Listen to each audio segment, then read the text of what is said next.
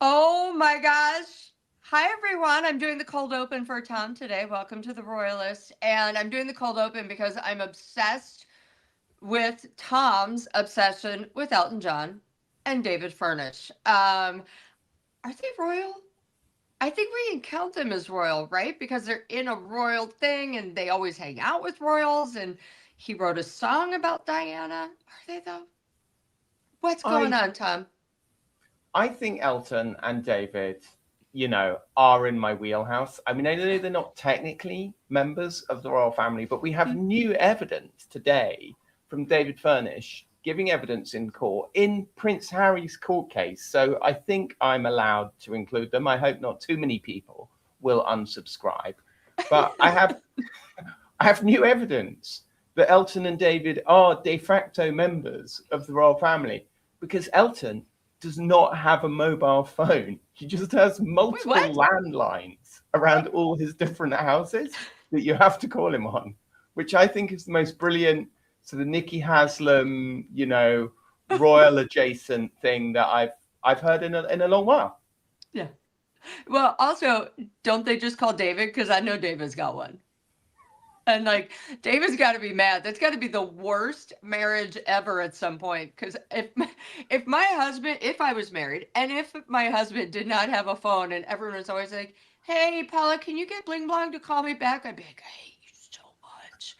In fact, back in the day when I was at page 6, people used to call me to try to get Richard, and I'd be like, my boss at the time, and I'd go, I'm not a secretary, right? And they'd be like, just get him. And I'd be like, oh. So yeah, poor David. Go on, Tom. Sorry. There's so much stuff in David Furnish's witness statement, which would say his how it works in these civil trials in the UK. You do a witness statement that's released when you take the stand. So Furnish was on the stand today remotely, I have to say. Uh, and there's just so much brilliant stuff. So basically, it's all trying to paint this big picture of how incredibly protective they are about their privacy. Hence, Mm. Elton doesn't even have a phone number. We each have a phone in our two master bedrooms, which I thought was another interesting detail. Separate rooms. I have to say, I approve. I'm quite a fan of the separate room. Who wants to be next to snoring Elton all night? Um, but this is one of my favorite details of the whole thing. So they're talking about how protective they are about their privacy, and they say, even at our wedding, everybody had to have lanyards, everybody had to have all this thing. We were offered $10 million for the video rights to the ceremony, the story, and the party. We discussed it. We considered that money could have gone to the AIDS Foundation. We felt strongly that once you open that door, you can't close it again. Mm. And so they sent out notes for their civil partnership saying nobody was allowed to bring a camera, right? Karl Lagerfeld cancelled his attendance after receiving the invitation because it said no cameras. He told us Well, he couldn't. He told us he couldn't believe we had asked him not to bring one. God bless Carl. I love it. He was just mad because he wanted to put his little cat, Pouchette, or whatever its name was, somewhere on some sort of throne and be like, God I bless just, him. lo- I I just, mean, and by the way, kudos to Carl. I love the fact that he had a bigger tantrum than Elton. You know, like it's brilliant. There's more Two stuff queens though. fighting. There's more stuff. This is a really, really surreal one. So, and I have no idea why anybody would choose to include this, having made quite a big deal about how homophobic the Daily Mail is, and particularly how homophobic it used to be. Mm.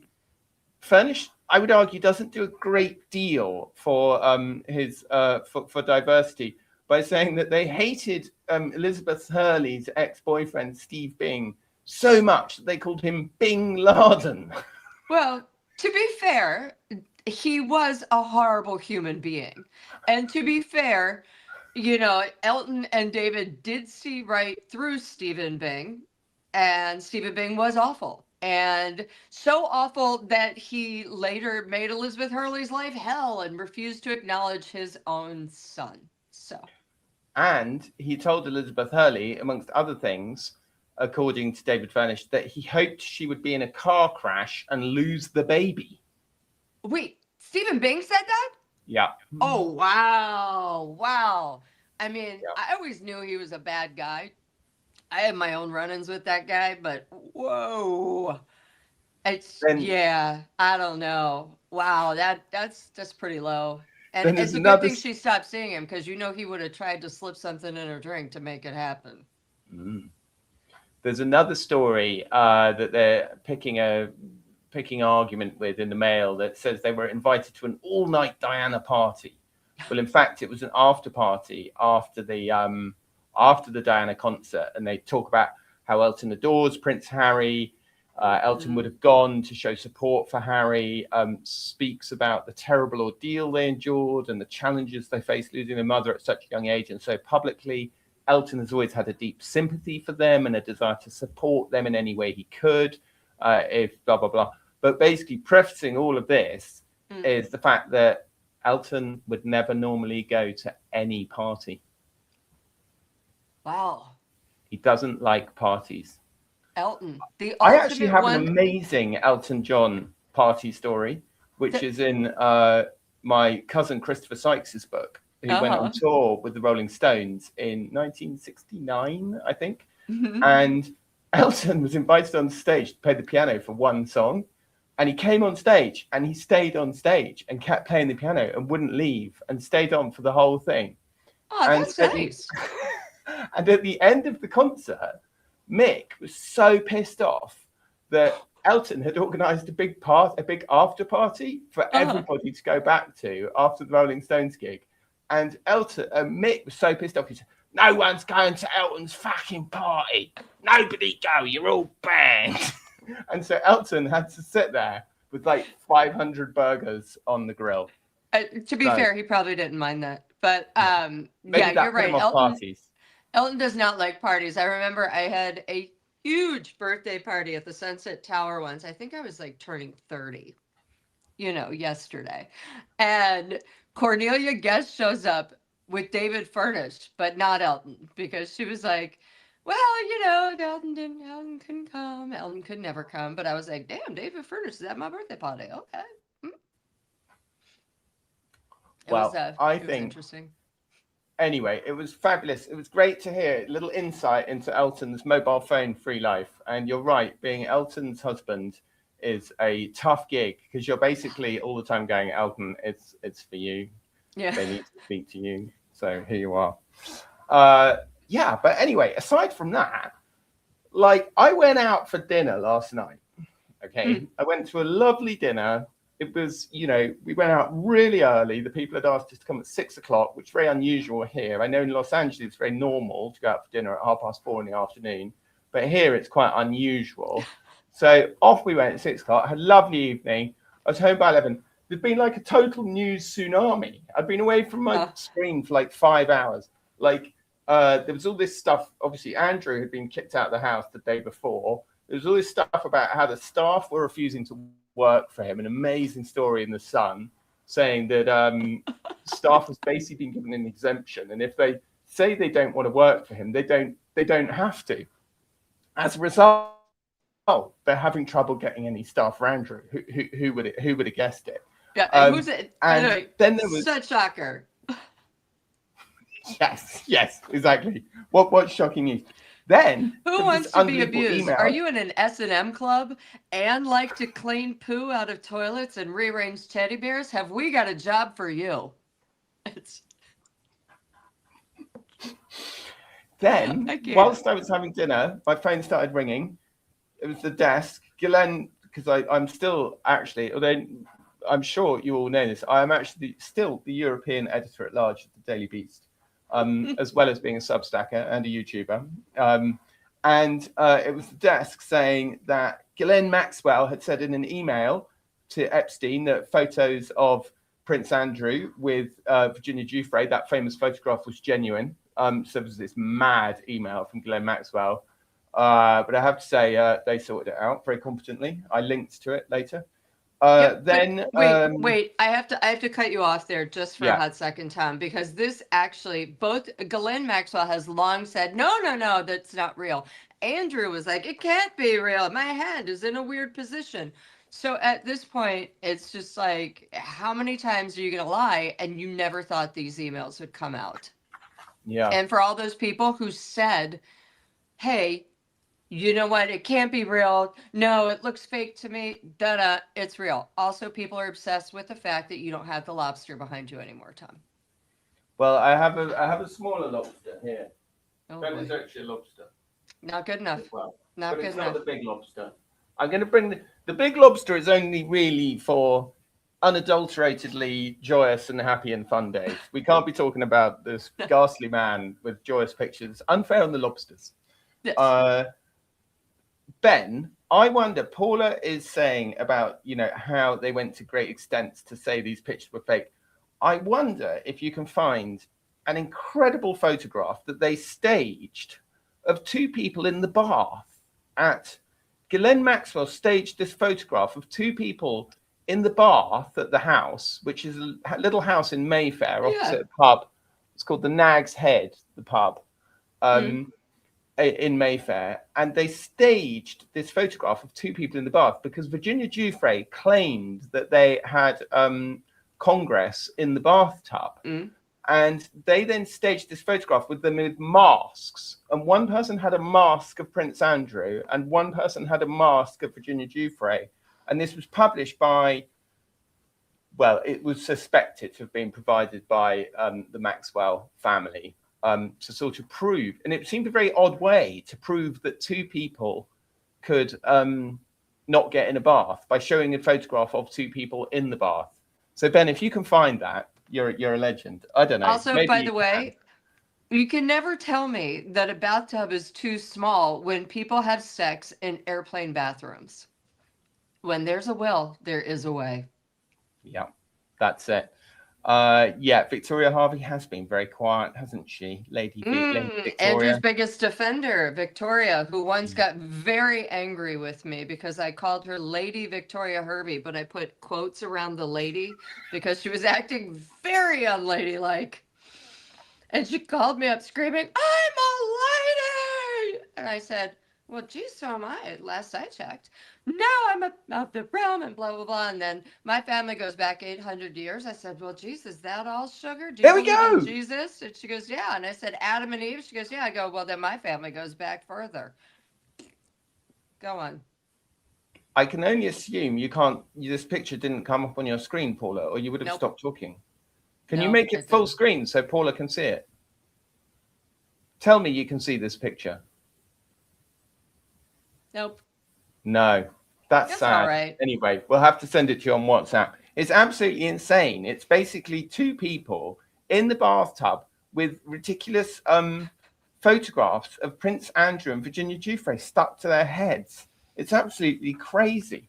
Well, it's And also yet, mean. It's as you nasty. say, Maxwell went to great efforts to try and make this argument that the picture was fake. And now here she is in a long email to Epstein. Basically, it's a draft email and so obviously, like everything in these files, it has to be treated with caution and blah blah blah blah blah. But it looked pretty compelling to me. And the headlines in all the papers last night were about the photograph being genuine. So that was one of the other stories that broke last night. Then there was actually a really lovely story. Princess Catherine, making a bold effort to keep calm and carry on, released a message of solidarity with cancer patients to mark World Cancer Day. And actually, I have to say, when I got back from my dinner, I did actually think that this was so important that I did actually post it. And I just think she's very, Lovely. she's very good, Catherine. She's got the kind of common touch. She knows how to do it. I don't know. She can just do this stuff. And I think she's obviously if Meghan was releasing videos about how wonderful Christmas winter was, and she'd be monstered. But I think Catherine gets away with it. And I don't know if you agree with me, Paula, but I think she gets away with it. And I think people actually like it because of the sort of complete absence of the profit motive. Do you know what I mean? That's exactly what I was about to say. If Meghan released it, she'd be like, winter, it's so loving when things go slow and da da da. And you can curl up with my tea. Or you can make a sachet of bling blong drink or eat one of my cookies. Give me money. She just comes across as very genuine, and Mm-hmm. she obviously, really scary. I'm sure everybody watching this, Yeah. will have either they or somebody they love will have been affected by cancer, and it's it's such an important thing, and I think she's doing a really good job as a kind of, Mm-hmm. and I think she's been quite clever in that she hasn't officially become the patron of this cancer charity. I mean, I'm sure she is affiliated with lots of cancer charities, but she hasn't. That's not what we automatically think of her. We don't think of her as being like the patron of this X, Y, or Yeah. Z cancer cause. She's just really seems to have captured the emotions of people who are going through Mm. it. And it was amazing actually reading the comments on my Substack today after I posted that story last night of people just sharing their own stories and just saying, Yeah. yeah, it's a bloody nightmare. It's a nightmare. Mm-hmm. And also, what I liked about it is that she not only said the cancer, people who are battling it and or survivors, their friends, their family, and their caretakers. A lot of people overlook that and overlook the battle that the support roles have to play, and that it was nice, it was thoughtful, and it Yeah, wasn't really about her. yeah, yeah. No, it was good. It was good. Anyway, I went to bed and I got up, and there was more more news about Andrew. After the brief intermission of some news about Catherine, there's news about Andrew. Actually, one interesting thing. So, William and Catherine are actually going to Saudi Arabia next week. What? Her first official overseas royal tour, and the government's packing her off to see MBS. Wow, that's bold. And by bold, I mean, come on, UK. Yeah, and by Hashtag do bold, better. yeah, it was like, I mean, how 2-3 years ago that they were literally cutting up Jamal Khashoggi in the Turkish embassy. I'm You sorry, know, last year, Saudi had its most violent year ever and killed the most people ever, including people who were under the age of 18. So, children.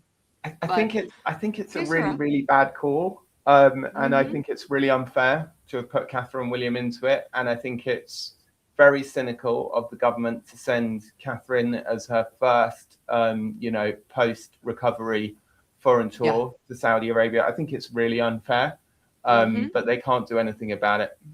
Oh, someone just pointed out that Princess Catherine speaks Arabic. So there you go. That's a good one. If she does, yeah, I guess. Well, my great grandfather always claimed he could speak Arabic. It basically extended saying salam alaikum and hamdulillah Yeah. occasionally, and then And claiming he was inshallah. great. Yes, exactly. So I hope she can do better than that. I don't know if she does speak Arabic, actually. I think she did history of Yeah. art at university, and I would be quite surprised if Catherine is fluent in Arabic. As I understand it, there aren't many Arabic speakers working at Buckingham Palace, and I don't believe that the children are being No. brought up in a I second mean, language. Buckingham Palace is basically the world's biggest gay bar, but it ain't an Arabic institution. Mm. Yeah, and somebody has pointed out in the comments as well that it's weird, given the sort of focus on the York family at the moment, their connections with the Middle East, to sort of be like, yay, let's have a really successful business partnership with the Middle East, and let's just forget the fact about the journalist that they put in a suitcase and dissolved in acid. Okay. She Yeah, may but have lived in also, the Emirates when her father was a pilot, and she may have been in Jordan as a young child, but I dispute the fact that she mm, speaks Arabic. but also I here's think the a other. couple of words, maybe, which is more than me. Mm, Here's the other problem, though. We always talk about the grift of the York family and them going to Saudi, and Beatrice was just there, and we've been ragging on about that. I don't think it's the right thing to do to put them kind of in the same category immediately. Yeah. Well, I I'd mean, say this listen. question on whether she speaks Arabic will be settled when she goes to Saudi Arabia, because if she does, she will say something in Arabic and Hmm. everybody will be amazed. So, Hmm. is it all right if we park, commenters? Is it okay if we park the Arabic discussion for now, please? And if she does speak if she does speak really good Arabic, Mm-hmm. I will eat a lobster live on TV. Wait, Okay. I want to eat a Okay. lobster as long as it's dead and it's got some butter on it. Can you send me one? I will send her a little. I'll give her a Duolingo in Arabic just for you to give me a lobster with butter. Like it's a very Prince Andrew idea of being punished, isn't it? Oh God, Yes. I've got to move to a 5-bedroom farmhouse and eat Yes. a And lobster. then if you make me do that, I'll be forced to eat caviar. Anyway, so got up, had breakfast, more news. Beatrice and Eugenie can forget about royal jobs under King William V. Well, I think we knew that. What I think we don't understand is why they are still being given royal jobs under King Charles III. I mean, that's the mystery. Not that William's going to give them the axe. You know, you'd have to be, you know, not speaking to anybody, not to know that William's not keen on keeping these two on the. They're not on the payroll, but they certainly have. You know, they have free houses. They're given royal jobs. They're given patronage. They're given all kinds of things. And very shockingly, in my opinion, Beatrice was made a patron of the Outward Bound Trust 2 days after her father was stripped of all his titles. Yeah. And she was also then the following day did a public appearance for a newborn premature babies charity, which really, really upset a lot of people because it was like, it just felt like they were kind of, in a very cynical way, she was attaching herself to a kind of charity that nobody could say. Do you know what I mean? It just felt really... Well, also, she was trying to say, look, you know, my child is premature, but at the same time, your child went to a private hospital that costs thousands of pounds a day that most people cannot afford. So, you know, it's again, for rules for thee, but not for me. You know, and oh, look, I feel bad for the little people kind of thing. Yeah, yeah. Now, another thing that's happened, so, and I actually was reporting on this last week that Charles seemed very unkeen, that Andrew, I apologize, seemed very unkeen on moving into Marsh Farm. And I actually recorded an interview with Andrew Loney, but they then got eclipsed by the kind of Epstein files dumping. So we never did it, but we might try and dig it out. And about how he really doesn't want to move to Marsh Farm. He thinks it's a dump. He thinks it's pokey, rat infested. And by the way, I keep sort of jokingly saying, ghastly Marsh Farm, dreadful Marsh Farm. Look, it's a really lovely house. Anybody would be happy to move into that gorgeous house. 5 bedrooms. 5 bedrooms and being refurbished, you know. Yeah, with lots of land. And, you know, he can probably go shooting. Yeah. But of course, like, he wants to live in Wood Farm, which is just next door. And I believe we have a magnificent aerial map. Yes, there we are. Now, my question to you, Paula, is the guy is now already in Wood Farm, right? And they're saying that Marsh Farm needs to be renovated so he can move into it. I'm like, do you guys really need another fully renovated empty property? Would it not be better, given the scrutiny of your property holdings, if Andrew was put into a home that is already done rather than renovating another home? The answer that I've been told by Charles, you know, people around the palace is that, you know, oh, well, Wood Farm's very special because the Queen and Queen used to use it as a holiday home and Prince Philip lived there in his retirement. They don't want it tarnished by Andrew. I'm like, that's kind of your problem, frankly. No, this is why they want him there, Tom, because there's no public access road that any cameras can reach. This way, they can hide him in the corner of the Sandringham property where no one can get on the road and take photos of him riding or walking or picking his nose. Who cares? And it's insanely hidden. So I think that's why they want it. Although if Andrew was bitching, you know what I'd say to him? Yeah, sorry. You're just going to stay where you are for now. We're renovating. And have like one guy with a trowel walk up and spackle some paint or something. and proving thus that they were in the process of renovating. I don't think he has a leg to stand on. And what's he going to do? Sue? He's going to go to court? Okay, bring it. Well, I would be inclined to agree with you, Paul, and I would be inclined to say that actually Wood Farm, I mean, they are actually both, because they're not within the actual heart. Go back to that photograph you can again, Ben. They're actually in this nearby village, which you can just about see on the map, called Wolferton, right? Which is just sort of there. So it's not really in the heart of the estate. It's not like Anne Hall, which is just where you see that dot Sandringham house. Anne Hall would just be to the right of that dot. So and there has been this ongoing rumor that Andrew actually wanted Anne Hall for his home.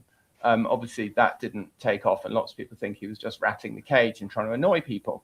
But like, my point is that, okay, I agree that both of these are tucked away. After a while, no one's going to bother, like, blah, blah, blah. But my point is, who cares whether he lives in Marsh Farm or Wood Farm? I don't give a monkeys. I really don't give a monkeys. Yeah, they are both right beside a road. They're very, very, very small country tracks, like boreens, really, that'll be pretty easy to keep secure.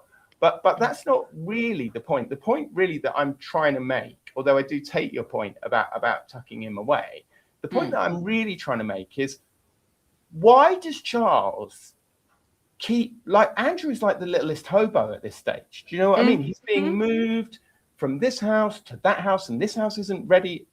Beautiful. The littlest hobo. There he is. I'm so sad you can't see the screen. I'm Can you see that screen? dying.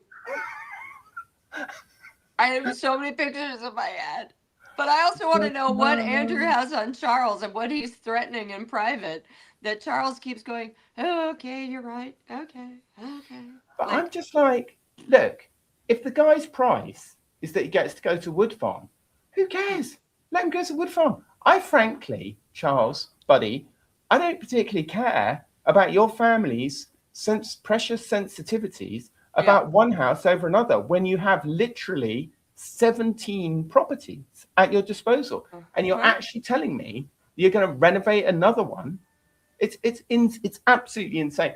And also, what it's done now is it's completely drawn out the story all over again, because now there's a whole other story about when's he going to leave Wood Farm, when's he going to move into Marsh Farm. Who cares? If he wants to go to Wood Farm, let him stay in Wood Farm. Oh, I'm sorry, lads, there's one little farmhouse that you can't go to. And actually, if you really think about it, I don't know. Before Charles started putting all this stuff in the Times and the Sunday Times, saying that Andrew had to move out of Royal Lodge, I don't know if anyone was really even aware where Andrew was living. It's almost like Charles decides to sort of litigate these things through the papers. I disagree. I disagree. I've been seeing stuff in the past couple years about people being angry and being like, why does this fool get to live in a 50-room house? Why is this fool be, so I disagree with that. I think, and then I think Charles was inclined to ignore it and let him keep going on in the Royal Lodge, like, oh, well, Granny would have liked it. But no, I think the public anger got to the point where they're like, why are you living in a basic palace? So, you and I agree on most things, Tom, but not that one. But either way, I mean, throw him to the wolves, get out of town. He's got millions squirreled away, and let him fend for himself, for Christ's sake, Just goodbye. We're done with you. You're gross. My question is, where the hell is Fergie? So I was on with Andrew Lowney earlier this week, and he was like, well, the rumors are Fergie's on Necker Island with Richard Branson. And I was like, damn, that was a jaw drop. So I put it up. The next thing I know, I have Virgin PR people. No way. They're not together. No. And then tried to make Andrew look bad, and Andrew Lowney, that is, and say, Sarah Ransom, who accused him, took it back, blah, blah, blah. She already came out and said, I did some of it for attention because nobody was paying attention to me. But then she wrote a book basically accusing Richard Branson of stuff. And you're just like, all right. I mean, the fact that we all thought it was plausible for Fergie to hang out with Richard Branson, who always seemed to pop up everywhere around that crew. You know, where is Ferg? I must know where the Ferg is. Where is she hiding? Is she Latest going rumor out is in a that disguise? latest rumor is that she's in Australia with her sister, but I think the reality is that nobody knows. But she has in the past gone to Australia when the it's got a bit hot because Right. you know, very few newspaper organisations can afford to send anyone to Australia anymore. But But first of all, the Australians are hot on that trail. Not to mention, she can't afford private, so she would have been in probably business or first class, and somebody would have been like, "Psst, that's Fergie. Take a photo." I mean, you can't do anything these days. So the reason why Necker Island seems so real, I was like, yeah, Richard's got a private plane. Hell, he's got a whole fleet of planes called Virgin Airlines. You know, I yeah, mean, yeah. where does the buck end for that one? Both of them. Who? Well, exactly. But Mm-hmm. the thing I feel about this, all I want to say in closing about the whole this whole thing of, you know, Andrew. Look, great, well done, King Charles. You've got him out of Royal Lodge, but was that fight really worth the candle? You know, it's been going on for years. It's such a tedious story, and I hear what you're saying, Paul. That there was public anger about it, but it was the the level to which the King's side kept briefing that Andrew had to move out, that Andrew had to move out, that Andrew had to move out.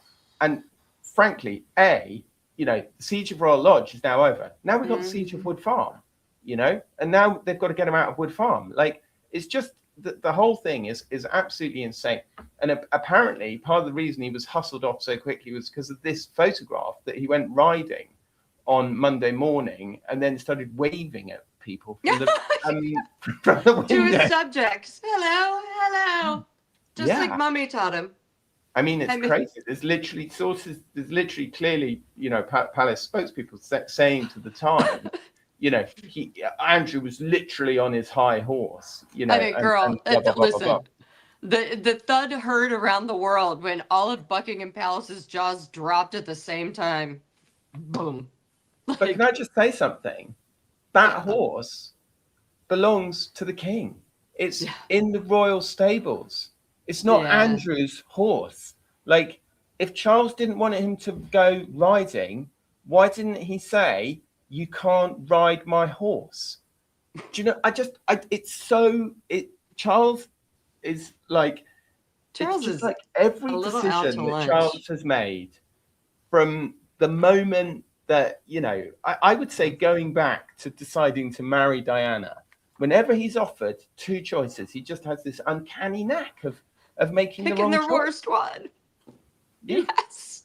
It's like, I've got a friend like that, you know, sense of direction is so bad. You're like, which way do we go? And she says left. I'm like, right it is. Let's rock. Same, same thing with Charles and life decisions. Charles, what would you like to do? This, right. Do the opposite. Except for, of course, anyone who tells him to do the opposite is fired. So God bless. Yeah. And this photograph that Ben's brought up now, Sunday morning, you know, King Charles, all that stuff dropping about the Epstein files. And I understand the impetus to kind of keep calm and carry on and go and support the park run and all of that. But it's just like, just sort of mad inability to kind of read the room, just so used to just only reading sycophantic coverage, like never really exposed to what people genuinely really think. And well, I disagree on that one a little bit because he does read all the papers every day. And although the Royal Rota is sycophantic, there are people who do jabs. So there is enough in the regular papers to be like, oops. You know, like Queen Elizabeth got it, right? Like she was in tune to that stuff. And she was like, oh, this might be going wrong. I will go out on the balcony and speak about bling blong, you know.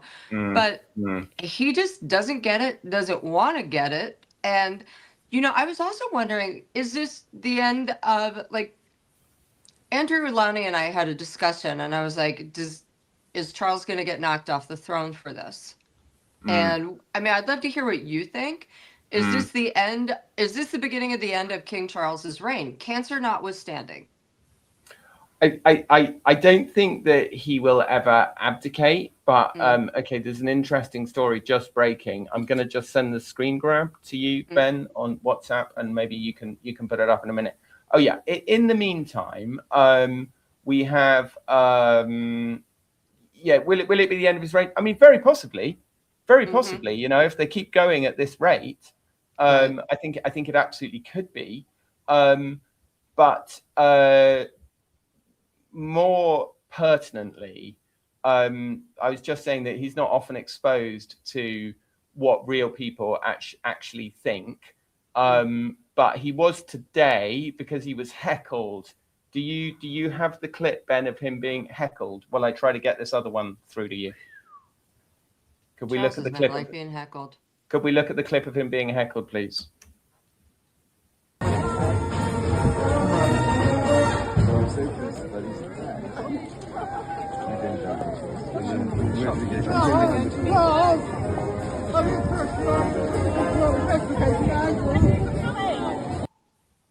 So you maybe couldn't hear it very clearly there, but basically the heckler says to him, do you think Andrew should be investigated by the police?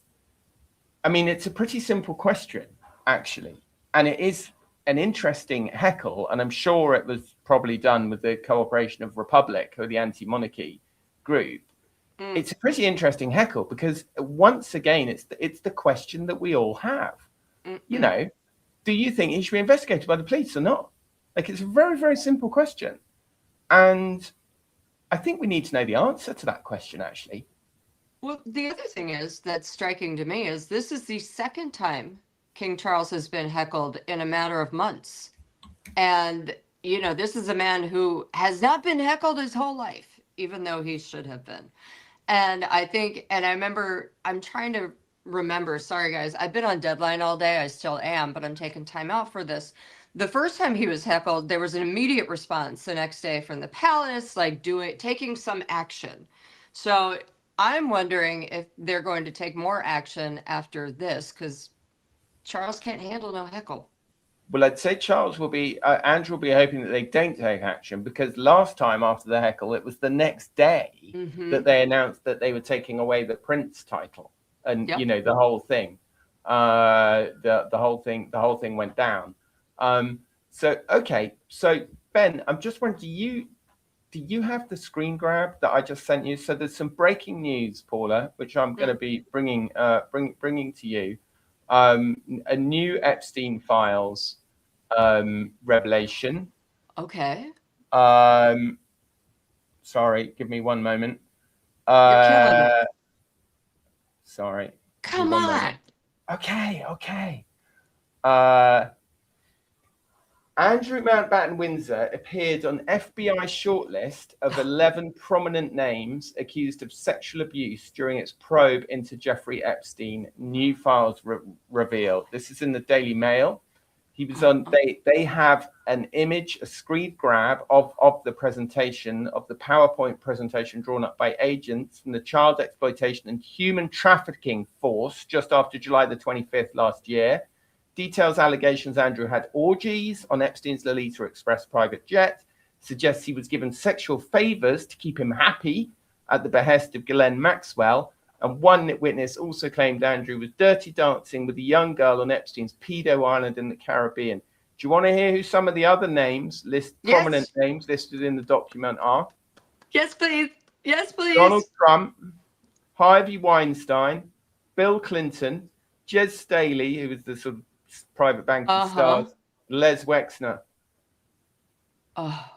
Yeah.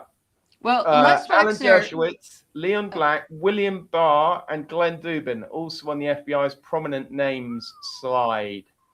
Well, also, by the way, Bill Barr is the guy who, after not even looking or doing a complete investigation, said, nope, he committed suicide. Epstein committed suicide. You know, I've seen the tapes. There weren't any tapes. Nothing was working.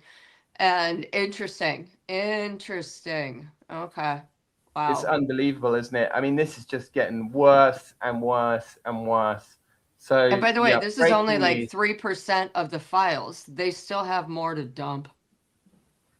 So, I mean, okay. So look, obviously this in a way, obviously this is breaking news that he appeared on this FBI list of prominent names, but in a way, it's just more and more and more, isn't it, of the same thing? I mean, I personally don't think that Charles is going to be able to keep resisting pressure. I think that he's ultimately going to have to say publicly, he's going to have to answer the question that heckler posed. Do you, Charles, or do you not think that your brother should be investigated by the police? It's a really simple question. Yep. And I think he's going to have to answer it. He is. And also, by the way, it's interesting, too, because it's not like those two were ever close. In fact, Charles always resented Andrew. But I think he thinks he's trying to preserve the monarchy when he's actually really damaging it. I mean, at some point, I would suggest he just say we're doing a shared monarchy with William, like his mother did with him, but he won't. I mean, I don't think those two are even talking anymore. Well, that is the problem, basically, is that there is such a tense and strained relationship between William and Charles, which I've written about loads and which no one else has written about, other than Tina. Tina did do some stuff about it, and it was a tiny bit picked up in the mail. But they have a very, very difficult relationship. Charles and the Queen sort of, although Charles sort of made out that he was a great modernizer, really, he's not. No. Instinctively, he's not. He's a conservative. No. He never saw a ceremonial uniform that he didn't like, much like Dickie Mountbatten, and he loves the ermine, he loves the fur, he loves the pomp and ceremony. Whereas William doesn't. William's going to be quite happy if he never has to put on coronation robes or any of that nonsense again. He can wear a lounge suit for the rest of his life. I think it's a bit of a shame. I think it's going to be more boring and less colourful. But I understand, that he doesn't want to be dressed up like a prize pony and marched around Westminster Abbey. Like, I get it. And he thinks it's, alienating and all of that. And I arguably think that, much as I regret it personally, I think he's probably right. I think he actually is probably right. Bless you. And I think that Charles will never bring himself to hand over. It'll literally be when will power be handed over his dead body. Well, I mean, it's kind of sad, isn't it? He waited his whole life to be king, and he felt like he was waiting. Now he's king, and he can't let it go. You get what you want, and it's blessing, curse. I mean, it would be amazing in a way, wouldn't it, if there was, because if you really think about it, right, if anyone else was in this situation of having cancer and you were running a big corporation, a big job, like what your doctor would say to you is, look, really, for your health, you need to take it a bit easier. You need to hand over a lot of the day-to-day stuff to somebody else. And you can do that and become kind of king emeritus, And I think weirdly, I sort of feel like if Charles could do that, and if his health improved and that enabled him to survive until he was 99, like his grandfather, he would actually become a kind of national treasure in a funny sort of way. Yeah. Well, okay, I'll tell you, this is a very good question. Trafficking. I'm not saying that he should be charged, okay? I'm not saying that we need to have a kangaroo court, okay, that pre-decides that Andrew is guilty of anything. I'm saying there is prima facie evidence of him being involved in sex trafficking. And I'm saying that he should be investigated like anybody else by the police. I'm not saying he should be charged with something. I'm not saying he should be strung up in the market square on the basis of a kangaroo court or anything like that. I'm saying that he should be treated by the police like anybody else in this situation should be, without fear or favor. That's all I'm saying. 100%. I'm absolutely with you on that one. Now, meanwhile, Tom, I do have to get going. Yes. I've got my own Harry and Meghan story of my own. I've been banging my head against a wall, but I'm laughing because I know what Paula's been dealing with today. Paula, have a lovely day. You've held it together marvelously. Thanks, everyone. Thanks, Ben. Bye.